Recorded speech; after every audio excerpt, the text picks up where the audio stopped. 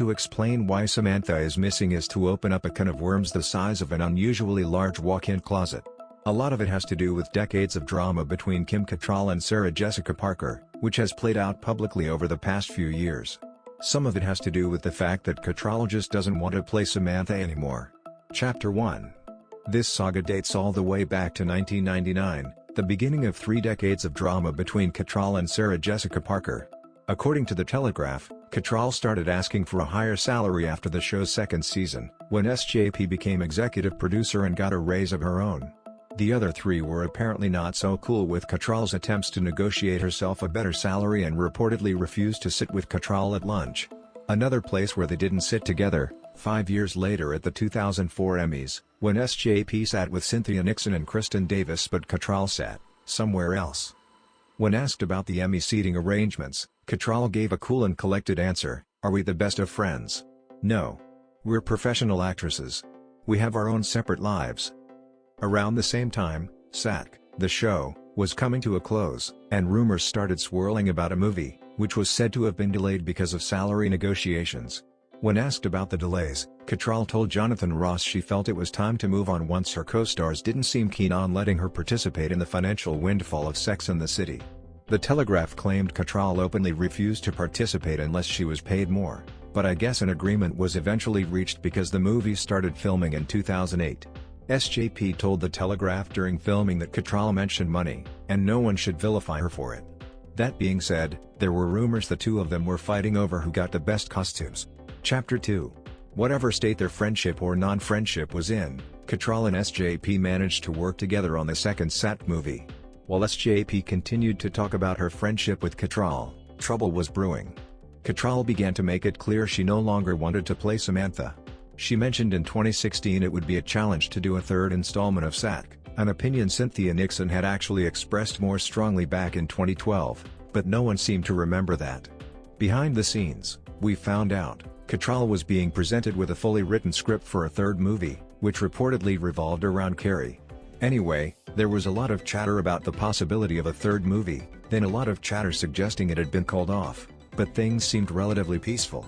Until Chapter 3. Here's where things really imploded. In 2017, on the same day SJP confirmed there would be no third SATC movie, the Daily Mail published what essentially amounted to a hit piece on Cattrall, claiming she torpedoed the movie with outrageous demands like asking that the studio greenlight other projects of hers if it wanted her to participate. Unlike in the early aughts, these fully grown adults had social media to air out their many conflicts. On Twitter, Cattrall repeated her claim that she just didn't want to play Samantha again and iconically retweeted Perez Hilton's suggestion the show kill her character off. Meanwhile, her former co-stars posted some seemingly pointed remarks expressing their distress that the third movie would not be happening. The next month, Cattrall reiterated her desire not to play the same character she had been doing since 1998 during an interview with Piers Morgan in which she called her choice an empowered decision in my life to end one chapter and start another. She said she wished SJP and others from the show had been nicer about her decision and called the way the show handled her departure a toxic relationship. The following year, SJP managed to bring the Me Too movement into all this, claiming that women who spoke out against sexual assault emboldened her to speak her truth about Kim Cattrall leaving Sex and the City. SJP then joked in an interview with Ellen DeGeneres that she might be the best actor to play Samantha, which Cattrall winkingly did support. Parker continued to discuss how heartbroken she and Cattrall were actually never friends. In 2018, Cattrall's brother died, at which point Cattrall responded to SJP's condolences with an Instagram post that made it clear she didn't want to hear from her ever again. "Your continuous reaching out is a reminder of how cruel you really were then and now," she wrote, copying in a link to a New York Post story alleging the SATC girls were cliquey and left Cattrall out.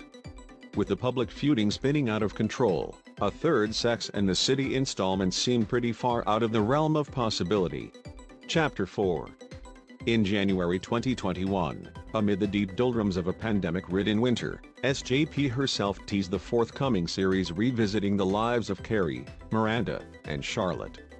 A few new actors have joined the cast, including Nicole Ari Parker, who's rumored to replace Samantha as the fourth member of the group, though she has soundly rejected that framing of her role. Parker said the show will address the elephant in the room, presumably referring to the original series' predominantly white cast and many racist, transphobic, and otherwise problematic storylines. The first 2 episodes of the reboot suggest the execution on this isn't superb, but we'll see how the rest plays out. In an interview ahead of the new series' release, Chris Noth, who plays Big, called the schism between SJP and Cattrall sad and uncomfortable, and said of Cattrall, "I have no idea what her thinking is, or her emotions. I do know that I'm very close with SJ, and Cattrall's description of her don't even come close." Kristen Davis also weighed in on Samantha's absence on the Today Show, noticeably managing to avoid saying Cattrall's name altogether. "We love Samantha," she said, claiming that the show would never disrespect Samantha in explaining her departure. Cattrall herself hasn't said anything explicitly about the show, but she does appear to be liking tweets praising her decision to opt out. And where is Samantha Jones, you ask? Alarmingly present in the series, actually, even without Cattrall. Her absence is explained in the show's opening scenes. She stopped talking to the girls after Carrie dropped her as her publicist. She's in London now. Some very optimistic insiders told the Daily Mail they have high hopes Samantha will return for the second season of the show. Speaking of, the same sources expect this show to go on for many years, and though show producer Michael Patrick King agreed, no further seasons have been officially greenlit. As such, Carrie is still fruitlessly trying to reach out and rekindle their friendship. The show also decided that even though Samantha wants space, she sent some nice flowers to Big's funeral, which is very thoughtful of her. Toward the end of the second episode, Carrie returns to a series of unanswered texts to thank Samantha for the flowers. Something tells me she might not respond,